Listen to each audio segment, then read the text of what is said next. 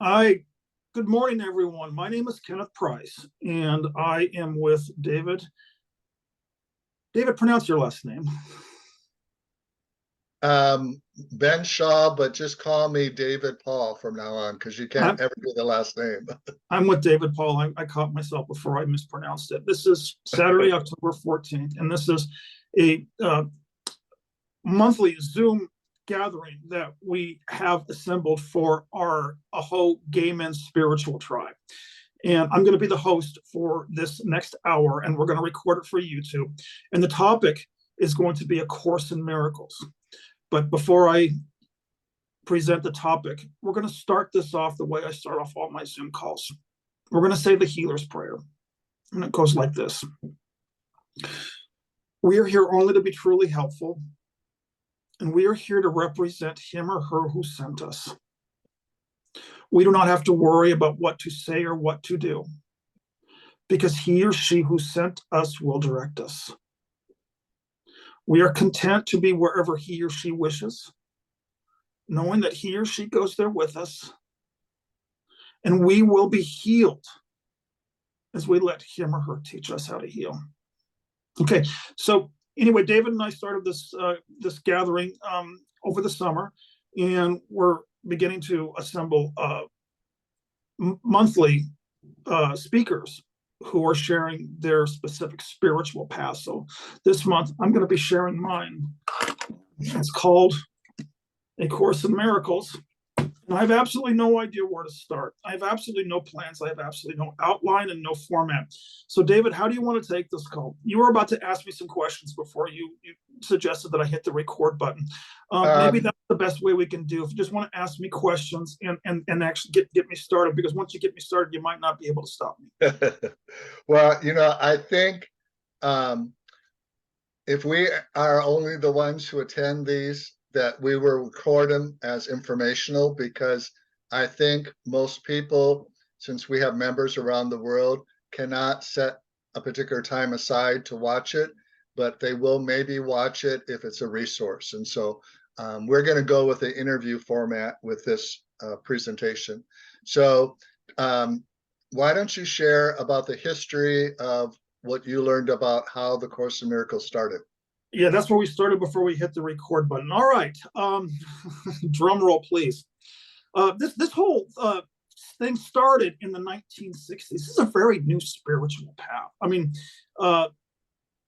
in 1965, there was a clinical psychologist at Columbia University. Her name was Helen Schucman, and she was working in the psychology department with Bill Thetford. And they had a horrible relationship. Their relationship was cantankerous and button heads like this. And out of both of them, they said a prayer. They said, there's got to be a better way. And the prayer was, please show us. And out of that came this. Here's how the story goes. I'm not going to get it accurate, but I'm just going to give you the gist. Helen Schucman, I hope I pronounced her name right, began to hear an inner voice.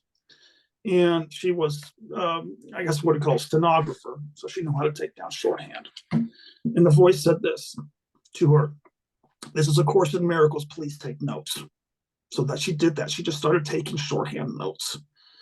And she eventually went to Bill Thetford, and she was very reluctant to do this at first. But she said, Bill, I got a secret to share with you. And he goes, what? And she said, well, I'm hearing an inner voice, and it's telling me to take notes. What do I do?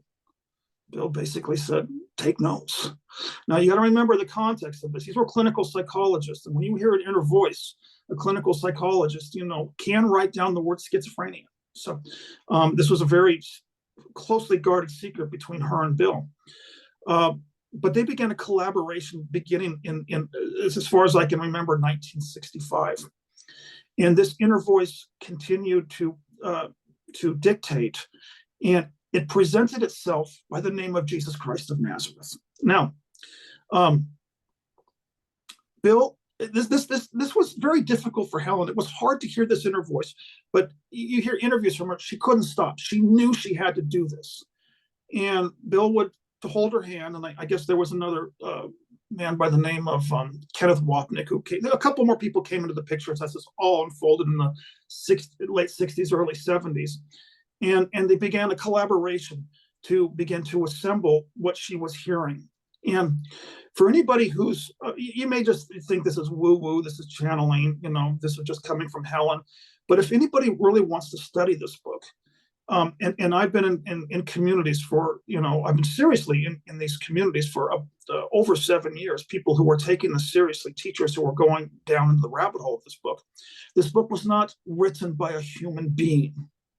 This book was written from someone. This book comes from a different dimension. I don't even know where to start, David. So how did you find the group? How did it find you? I'm 56. And as far as I can recall, David, there was a very wise psychologist, I won't mention her name, in San Diego 20 years ago. And she put the bug in my ear. She said, "Have you ever heard of the Course in Miracles?" I go, "What's that?" I went out and bought the book, and it sat on my shelf for a couple of years. I even went to a Course in Miracles lecture, couldn't hear it. Goddamn, I couldn't hear it. This is why it has to reach a person when they're ready. For me, it was gobbledygook, blah, blah, blah, blah, blah, blah. Okay, but something happened on or about my 38th year when I sat down in a coffee house in San Diego for some unknown reason, and I began to read this. And this book is written in iambic pentameter. That's Shakespearean prose. This book was not like the Bible, which was dictated and then edited and then translated and then who knows whatever happened to the Bible. Not that the Bible's not good stuff. This book came firsthand, and I've been a deep student and student / practitioner for a very long time. I just keep going deeper and deeper. And how do I put it? This is the real deal. The more I get to form a relationship with the author of this book, which wasn't Helen Schuckman. Helen Schuckman doesn't call herself the scribe. The author, she calls herself the scribe. I'm coming to believe that this truly was the original teachings of Jesus, and he came back into this dimension, and he wanted to clarify his original message, which went through so many different translations and misunderstandings and misinterpretations. I grew up as a Christian, and I grew up in a Pentecostal, Christian household. And the story that I was given by Jesus, I felt as a young boy, I can love this man, but these church people are delivering me Kool-Aid. All this stuff about Jesus died for your sins, Jesus took on the sins of the world, God sent his son to suffer for us. That never resonated. I mean, that never landed. But deep inside my heart, I said, there is a benevolent, loving figure named Jesus. And I'm going to have to find him someday, because I ain't finding him here at Melody Land Christian Center. So maybe that was my prayer as a very young man. This is why Jesus, and I'm not going to fault his disciples. I'm not going to lay any blame. They couldn't understand the man. They didn't know where he was coming from. How could they? They saw what he was doing. So what if the message that Jesus came is different than what Christianity is today? What is his basic message that they did not hear? Let me see if I can get this right. We cannot teach love.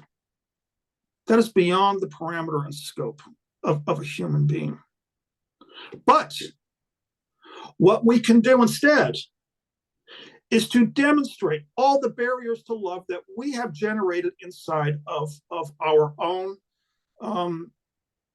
We have self-generated. Now, this is where the Course in Miracles differs. Course in Miracles says there are two minds. Well, not differs. I'm not saying this is different. I'm going to use the word clarification. There are two minds. There is a divine mind, and what Jesus in this text calls the egoic mind. Some people have called it the carnal mind. What we do is we don't try and put the divine mind on top of the carnal mind, which is what mankind's been trying to do for 2,000 years. And obviously it's not working. It's saying, God is love, God is love, God is love, it's not working. And Jesus clarifies why it's not working.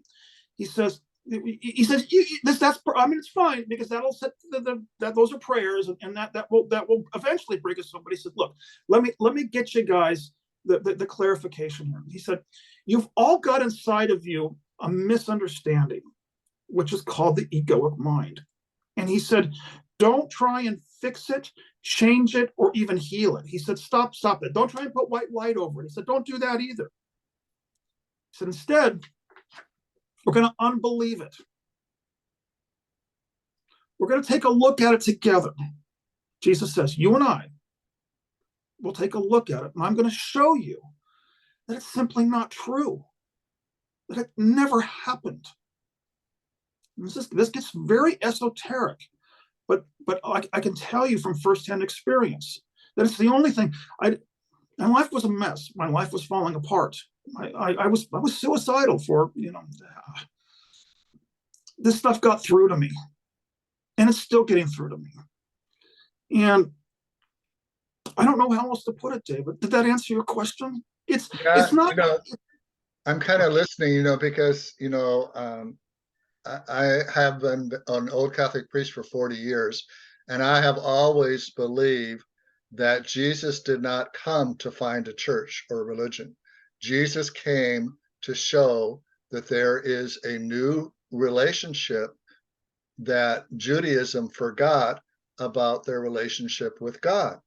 It is not rules, it's not regulations, it's not temples.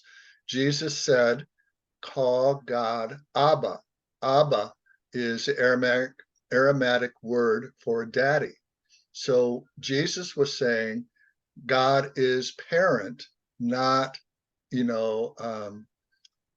the whole Old Testament version that developed from that. So he was trying to show that he wanted to, I think, to have a new branch of Judaism. Well, Judaism wouldn't accept him. And so he said, well, fine, I'll just go out and I'll talk to people. And people started gathering around him.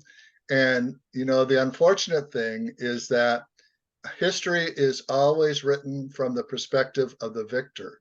So, through church history, you can see where it's been redacted and changed, and how we really lost maybe the true essence of who Jesus is.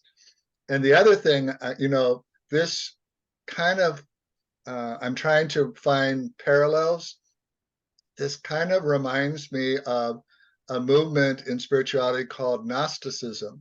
Gnosticism believes that there is a secret knowledge that is passed on to people when they're ready. And it's a mystical experience, kind of like in Judaism, they have what they call Kabbalah. And Kabbalah is formed around the tree of life and talks about mystical experience rather than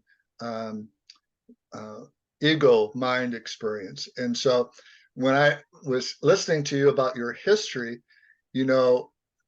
maybe this was people from another dimension coming to us and saying, well, for them to understand it, let's channel it through a person they could identify with, and maybe that would be Jesus, and maybe we can explain to them about the evolution of consciousness and going into a higher vibrational level by showing them some of these teachings. Does that kind of hit true for you at all? David, all of that is accurate. I've taken down notes because you hit the nail on the head. You're right, it is mystical. Right. Okay. This is not about a church. This is about a direct experience. Right. And so again, that goes back to, our discussions before when we originally founded in July is, gay men, we need to realize there's a difference between religion, which is crowd control, and spirituality. We're getting back to spirituality, which is direct connection with your source. however you want to picture that source, but it's a direct personal experience that no one else can dictate or tell you what to do or say or follow. You need to discern that yourself.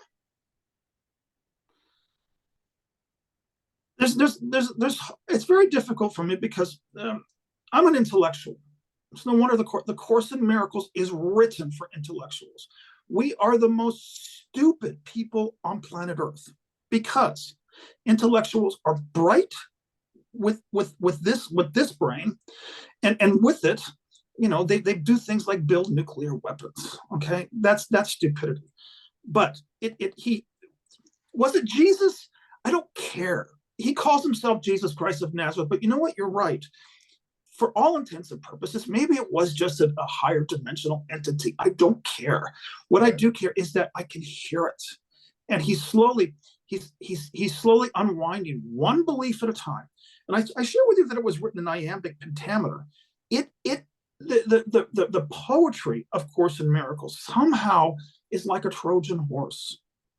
I have this thick citadel called my belief system, and this book is nothing less than a Trojan horse which slips through the gates, opens up, and peacefully sends out these sentinels to begin, like little Pac-Men, gobble gobble gobble gobble gobble gobble up my beliefs, and it's happening. I can't stop it, and I don't want it to stop. I want it to keep going because it's taking away all my barriers, which is unleashing. The only thing that's true is love, and it's hard to even say love because to put a word into. But after all these little egoic beliefs, barriers, the simplistic truth is that we are one with Creator. You're correct.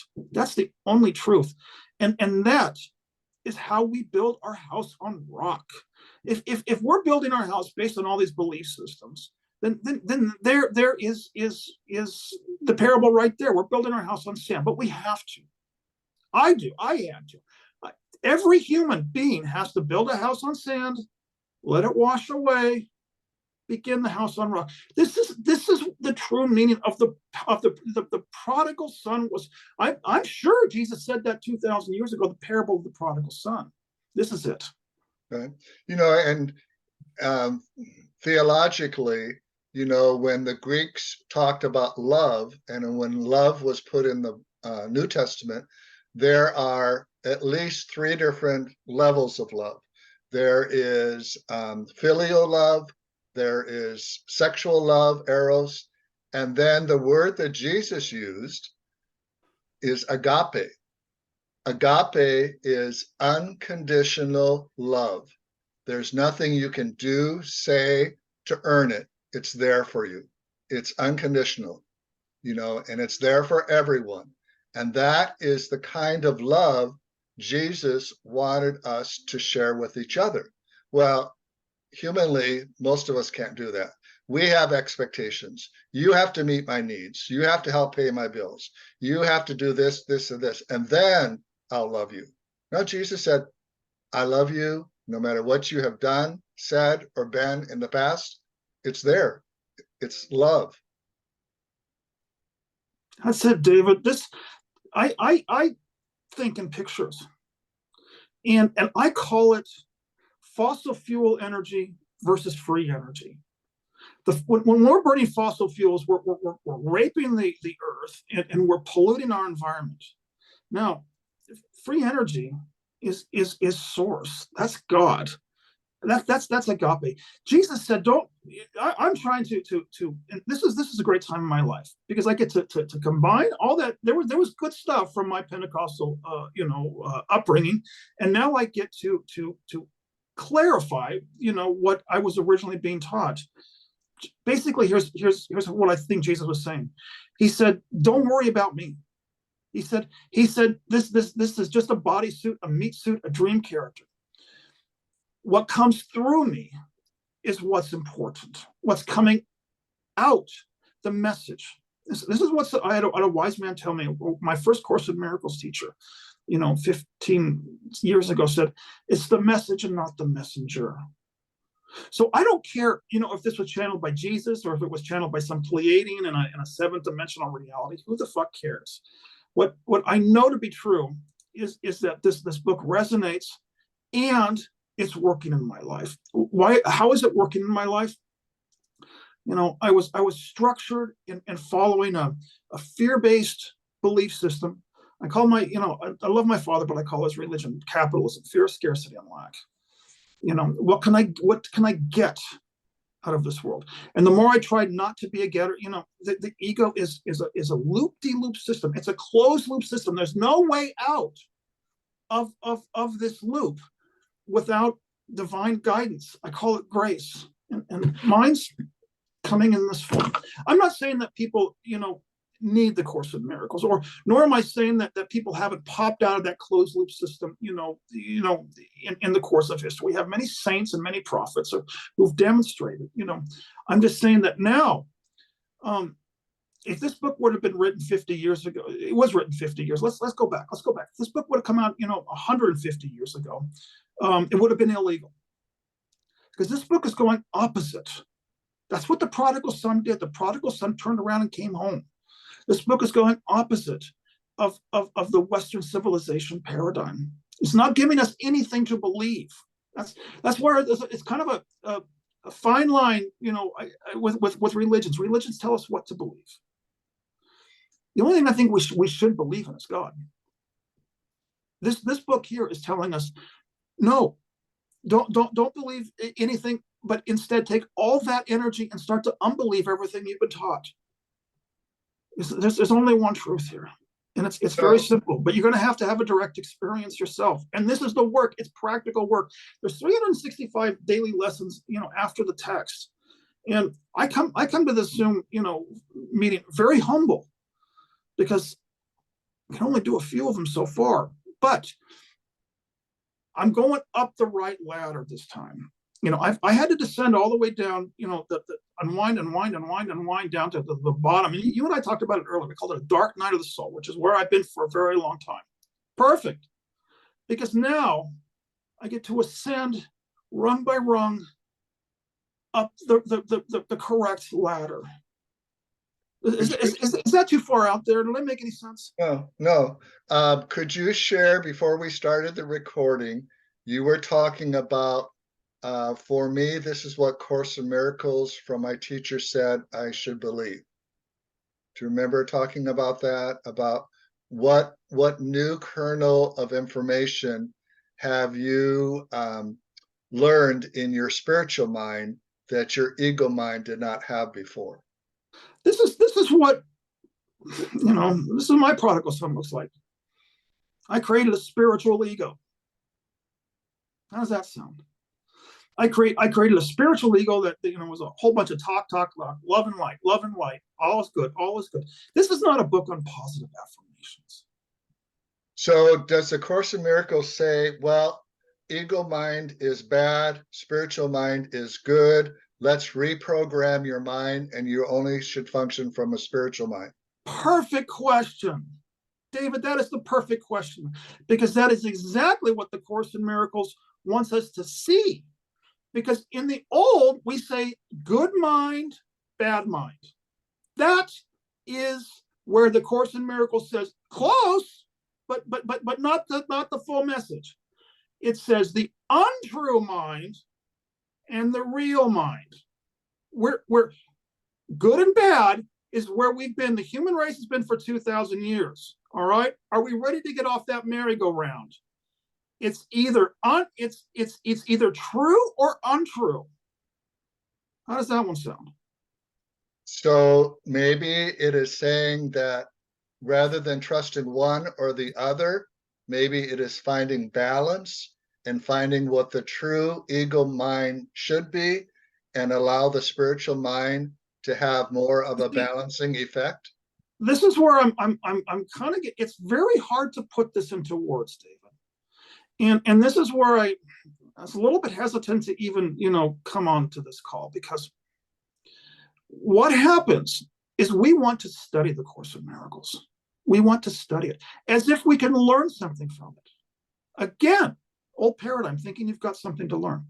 So we can sit here and talk, and you can ask me all these questions, and we're going to talk. It's kind of like they've got what's very common and very common is people have what's called Course in Miracles study groups, where they do just this. They get around, and they Debate it. study, they talk, and they discuss, and they study, and they talk, and they discuss. And Jesus, fine, go do that all you want. But eventually, it's either piss or get off the pot. It's either you start doing the lessons, because the ego loves to discuss this stuff. More ego.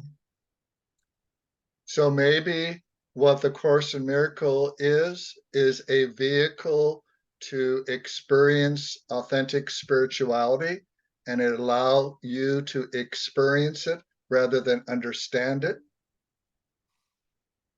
I'm even hesitant to use the word spirituality. That's words. Here's what the Course in Miracles says. Words are but symbols of symbols that are twice removed from reality. So what does, the recovery movement, when it was founded, was started so that people who have addictions can have a spiritual awakening. Would you say the Course in Miracles, one of its goals is to allow the person, as they can comprehend it, experience a spiritual awakening in themselves? You have to. Listen, when we're kids and we're learning to ride a bike, the first thing that our parents do for us, they put on training wheels. So we can, consider, most of spirituality, the training wheels to get us used to this. And by training wheels, the information has got to come from the outside in. It's got to come from a teacher, a parent. There comes a point in time, we got to take the training wheels off. And that's what Jesus was telling us. Because instead of the information, theology, religions coming from the outside in, it's got to start coming from the inside. It's all there. These teachers, have never told us that they've only been, it's like the Zen master. He's pointing to the moon. Don't look at my finger. Go where the finger's pointing. Each person is gonna have to find out for themselves if this book resonates for them. Jesus does not claim this to be the only book, the one true way. He says this is one of many paths. But each person's gonna pick it up and notice inside themselves what's beginning to happen. So how is the Kenneth today different than the Kenneth was 7 years ago? The Kenneth today, it's a good question.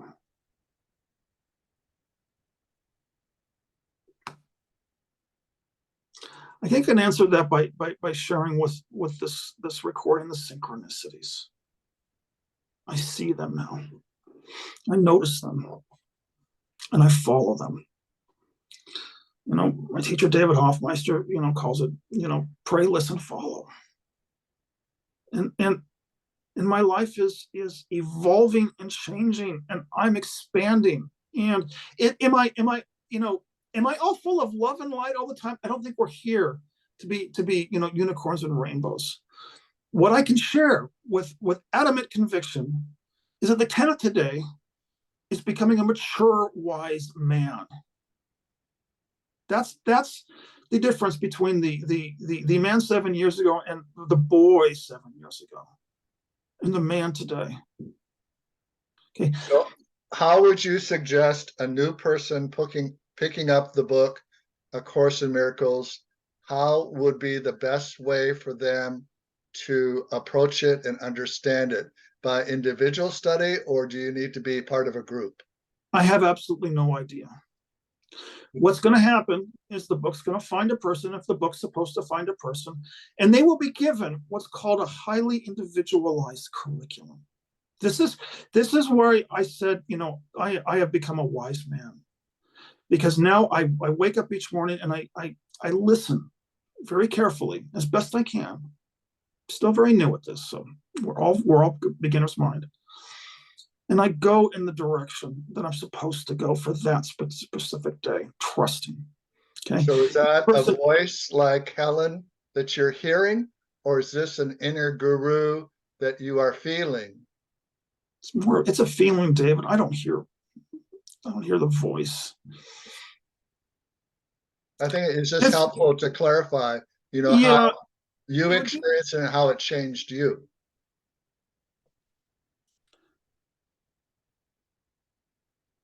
I guess the answer to that question is I'm learning how to trust in life.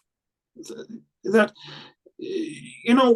what I was taught was to avoid pain and pursue pleasure.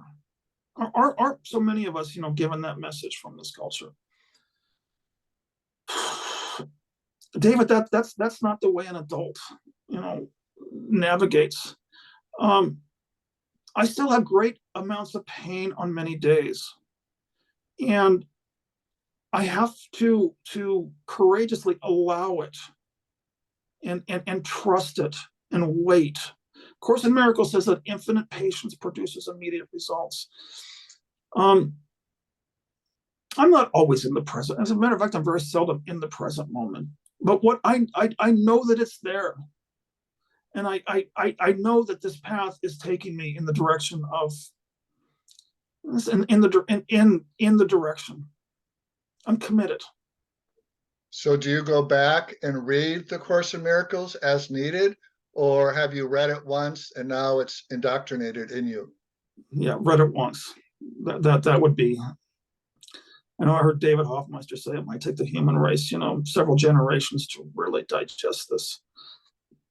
I'm not being guided to read it. I'm being guided to listen to the teachers. And the teachers out there, my 3 teachers, my first one has been David Hoffmeister for years. There's a new man on the scene. His name is, what is his name? Well, the second one was the one of the original authors, not the author, but the man who helped transcribe it. His name was Kenneth Wapnick.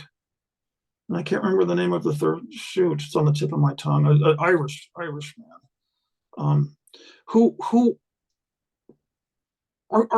have posted, hundreds, if not thousands, of hours of YouTube videos that I can listen to practically on how to continue with this every single day. This is not, I learn it and put it down, and I have to practice this every single day to the best. You asked earlier how, I think the question had to do with the 12 steps. So I want to go back a little bit. You're right. Bill W. Said in order to recover from addictions, we have to have a spiritual awakening. So that's why AA is not for people who just want to get off alcohol. No, you got to change everything. You have to have a spiritual awakening. But this Course in Miracles, it's I love 12 steps. That's why my own ministry is founded on them. But the Course in Miracles takes it even further and says, yeah, you're all addicts. All 7 to 8 billion of you. You're addicted to your thinking. Now, this is the same thing all spiritual teachers, have been saying for thousands of years, that's what meditation's all about, to focus, but, for intellectuals, meditation's really not the path that they're going to go to first. First, they got to unbelieve this voice that's, this is the other thing I want to talk about, and my friend, my teacher, David Hoffmeister, finally got through to me. I used to think I had schizophrenia, David. Truly, I was on meds for much long. I was on meds for decades, thinking I had schizophrenia. Well, David finally put a fire extinguisher to that belief, because all 7 billion, 8 billion, residents of planet Earth who believe they are their thinking, all of them, schizophrenia, split personality. Now, when that put everything into perspective, then I was willing to begin to practice this every single day. And I realized, David, I was never mentally ill, just bright, didn't know what to do with it. It's kind of like a horse I didn't know how to tame. But with the Course in Miracles, I could finally start taming that horse, but not not by chastising that horse, not by shaming that horse, not by punishing that horse, but by loving it. This is a little avant-garde, metaphor, but I think it may be appropriate to answer some of these questions if anybody can hear the message, because this is mine. This is what it's looked like in my path. Do I still have 10 voices talking in my head at the same time? Yes, I still do. And I will state for the record, I have 10 committees and 12 steps. We call it the committee talking simultaneously. Do I need to pay attention to them? Do I need to listen to them? Certainly not going to follow them. How about if I choose to unbelieve them? How's that one? Psychiatry, put that in your pipe and smoke it. David, I haven't had a psychiatric med in over 7 years. I was on handfuls and handfuls and handfuls of pills at one time. Okay. This is how my life has changed. I'm completely sober from the need for psychiatry anymore. So a new person who wants to get involved and understand this better, where would you recommend them to look for more information? You mentioned YouTube. Are there centers for Course in Miracles? Are there retreat communities? Are there good study groups? What would you recommend? Where to go? It's a beautiful time to be alive because we've got these. And there's something called YouTube. Keith Kavanagh, David Hoffmeister, Kate Grieves, Kenneth Wapnick. It's all here for free. David, you and I have discussed this before. We are in a time of the Great Awakening. This information, which could truly, this book could have put people in jail 150 years ago. These are ancient, deep. We're privileged. These are ancient, deep mystery school teachings, which were coveted in stuff like this was coveted in monasteries and put under lock and key for fear of people being. It's all available to us now. If this is a decision anybody wants, these are the teachers. Are there retreat centers? Is that Namaste in Mexico? Is that in Course in Miracles or not? No. You got Namaste in Mexico, and you got Living Miracles in Utah. I mean, if you want, I've been through all that, and I'm if you want, but no. I truly, I'll just be honest with the internet and say it's not necessary. If you want to, it's not necessary. These teachers that I'm following now, began their dismantling courageously. And then life began to deliver for them their own highly individualized curriculum. If your highly individualized curriculum sends you down the Namaste, or if it sends you to Living Miracles in Utah, fine. Mine did for a while. And then my highly individualized curriculum sent me to Pittsburgh to listen. Let me say this.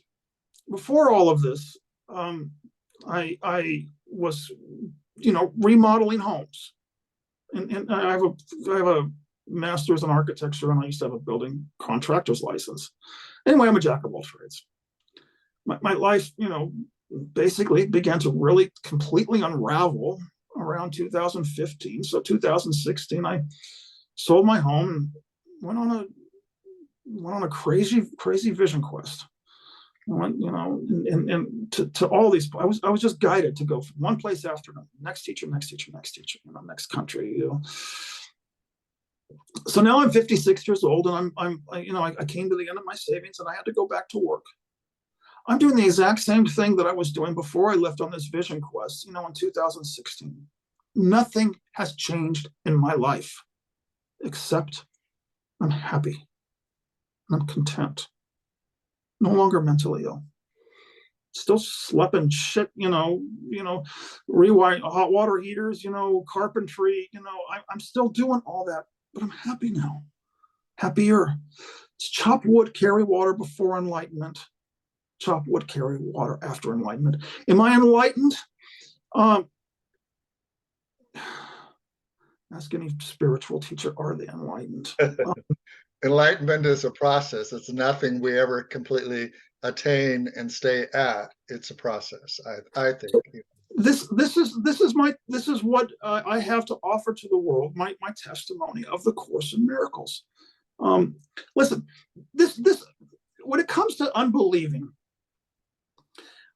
I still have grievances. It's not me that has the grievances. Now, this is a very, very difficult dynamic to explain. what I've learned from the Course in Miracles, instead of trying to heal my grievances, I tried that in AA, and I tried that with, and AA is great, Byron Katie is great, these are great modalities, but I had to go back, and remind myself, I'm not the one who's having the grievances. So let the dream character Kenneth have grievances. Let him. Maybe it's in his best interest right now. I'm the one watching the one having the grievances. That's what Jesus was trying to tell us. He was trying to invite us and to point us and to lead us off this movie screen. Human beings are creating movies. We call them stories. And he explained to us the metaphysics. He explained to us when he couldn't do this in the Bible, but he can do it to us now in the Course in Miracles. He said, what happens is we believe we've separated from our Creator. And based on that belief, we have created what's called an ego. It's called a separate self. And he explained the ego is nothing more than a projector screen. And it projects movies, which we call stories, which we call history. But what has happened to human beings is that we believe that we're the characters on the movie screen. And we've been trying to fix ourselves on the screen itself, which is basically, in a nutshell, it's like trying to rearrange the deck chairs in the Titanic, and it hasn't worked. We used to say in AA, the data is in. It doesn't work. We just keep looping. Haven't we seen this before? Haven't you noticed the patterns? Been there, done that. But he's provided for us with this, a practical, doable exit hatch from the madness called ego and karma. He said, look, let it be. That's what John Lennon was telling us. Let it be. Don't touch it. Back away. Slowly back off and watch it now. This is where you use the word agape love. Agape love is allowing it. Let it be. And notice that it cannot survive in the light of the witness. That's all Jesus was. He was the light of a witness, a watcher. And it's the nonviolent approach. I'm not reinventing the wheel. This is what all saints and mystics have been pointing towards. So, in a sense, your 7 years of being a student and practitioner in the Course of Miracles has led you from intellectual understanding to experiential knowing of the spiritual mind? I don't know how to answer that. I chop wood, carry water, and I'm okay with it. The Course in Miracles is only going to give us something very simple: purpose and happiness. I can love now. I couldn't do that before. I was always trying to get something, David. I felt I was deficient and lacking. And I felt I needed to achieve, strive, and accomplish. That's not what love is. Love allows, and said it's perfect just the way it is. Except in the ego's judgment. I'm trying not to use, I'm not a Course in Miracles scholar, so I can't quote the Course in Miracles. I don't know if I answered your question. You know, in your 7 years of study and practice, you were involved with different groups. Is there something that happened that made you choose to leave the groups and go on a more individual path? Or did you have enough understanding that you could do it on your own, so to speak? David, I was done. I realized this is not, you don't need a Course in Miracles. You just need to watch The Wizard of Oz. When the wizard says, oh, shucks, you realized who I truly am. Pay no attention to that man behind the curtain. Well, guess what? Scarecrow, you always had a brain. Guess what? Tin Man, you always had a heart.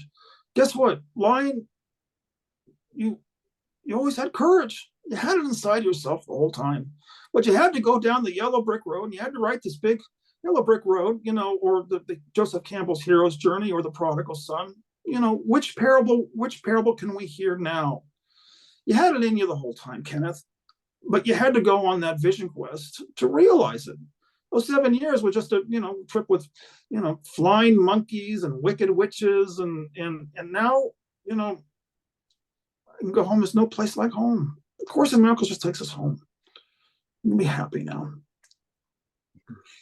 So would you say, I'm not that familiar with the Course in Miracles terminology, but would you say that we had talked about, the ego mind and unlearning what the ego mind has taught us and putting on more of a spiritual mind? Would you say it's more of a unlearning or maybe a remembering of what the core message is that we have covered over, that we are now, like you were saying, recognizing that spirituality is something very simple and very basic, and religion has tried to put structure on it? How would you kind of respond to that? Well, the first thing I'm going to respond is I'm not here to protest religion. That was my ego, by the way. That's what got me stuck for so many years, You said it already. I don't need to say it because you said it. Two words. You said unlearn and remember. I don't know why humans need to go, experience flying monkeys and wicked witches. I don't know. I don't know why the prodigal son had to leave home and I don't know why I had to go to, all that, all those bathhouses and all. I don't know why I had to take cocaine. I don't know why I had to try and I don't know why. But maybe it was to realize that's not it. The Course in Miracles is not going to tell you what's true. It's going to show you how to reverse engineer yourself. See, this is the same thing Byron Katie does. Just reverse engineer, back out, rethink. Rethink is repent. Repent is return. Remember. I've always had the courage inside of me, the lion. I always had a brain, the Tin Man. I always had, who was it that had the heart? The Tin Man, the Scarecrow. We just got to go deep inside. Is this spirituality? I don't know what spirituality is. I can speak for myself. That's all I can speak for. This is my story. I'm sticking to it. This is my testimony. I was a fucked up mess, and but I put on a good show for everyone. Best show on earth. I gave being a human being 110%. I gave being a dream character. It was all a dream, David. All of this is a dream. Once we see that it's not really happening, it's safe to go home now. The reason what humans are most afraid of, we're afraid of God. We're afraid of the light, and we're afraid of love. We're afraid, again, back to the prodigal son, that if we go home, God's going to punish us. You separated from us, and you've got to be punished. That's not true. We're going to go home, and there's going to be a celebration. The Bible calls it a fatted calf. Great metaphor for 2,000 years. I don't know what it's going to look like. It's safe. We're not going to be punished. As a matter of fact, I don't want to go into it. I only got 5 minutes left. I did have an NDE. I don't want to. That'll be for another Zoom call. David, everything that we believe has gone wrong, and this is a carte blanche for most human beings. That shouldn't have happened. That's simply not true. This is our guilt. We carry inside of us what David Hoffmeister calls an ontological guilt. If you really want to get down to it, the Course in Miracles is very simple. This is subconscious, but that's the whole point of the book, is to bring the subconscious forward, the darkness to the light.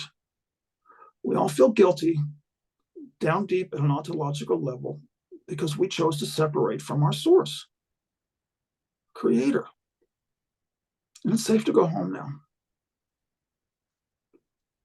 This is the message I got from the near-death experience. It's okay. We've done nothing wrong. We're all completely innocent, because all these things we believe went wrong. It's been a movie. It's been an illusion. It didn't happen. But don't take my word for it. You know, pick up whatever spiritual path will help you unbelieve. Mine happens to be this.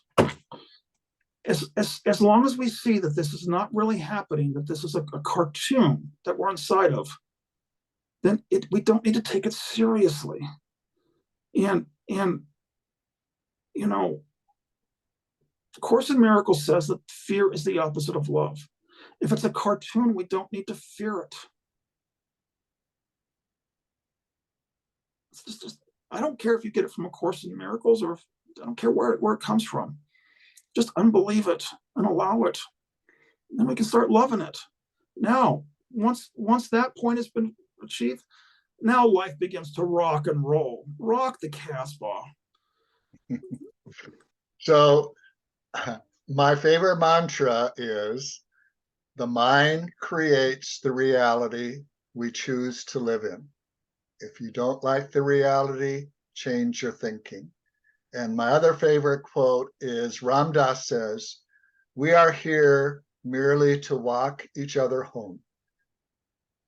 So let's talk for a few minutes that we have left.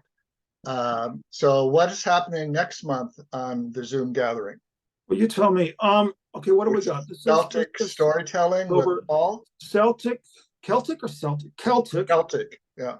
For November. And then December, who did I just sign up for December? Yes. Drumming is for December. It's drumming. And I don't have those GIFs and those JPEGs in front of me. And then for January, you've got who's coming on? We don't have anything set up for sure yet, but yeah. I'm sensing that since this happened the same way it did last month, that maybe what we should do is continue with the interviewing process. And next month, if you and Paul and I are the only members that show up, that we record it for history so that other members can watch it and everything and use it as a resource. You know, I was hoping that it would be a gathering, kind of like when we had Will there, and our first gathering, we had other people there. But the reality is that people have busy lives, but we are all wanting to grow.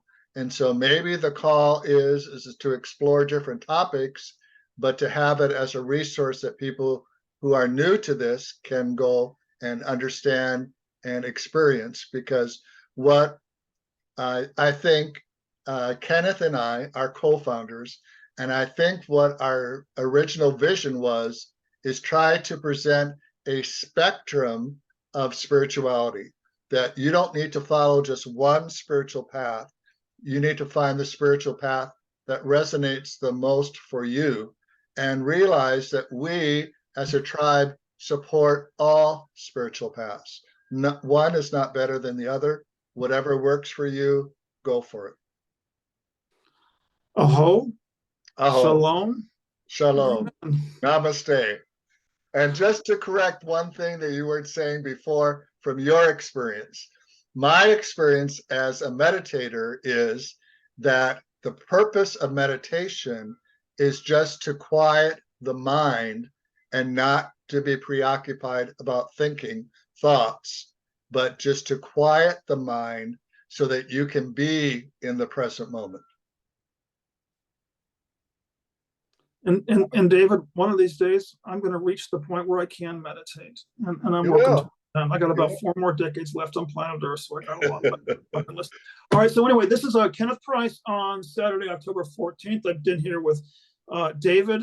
I still can't pronounce his last name. Paul. David Paul. I can pronounce Paul. So this is our monthly Or? gathering for our tribe, a whole gay men's spiritual tribe. And well, I just couldn't be more grateful for this technology and for my friendship with David and for so much. If you're watching this on YouTube, please leave your comments below. Please join our tribe. We've got a Facebook page. We've got a group chat, and all that information is going to be down there. And I think that's basically it in a nutshell. And we're going to post a copy of this in the guide section under previous Zoom gatherings. Yeah. So Someday. God bless. That's the end of the recording, and may the force be with you. Okay, have a great day. Bye.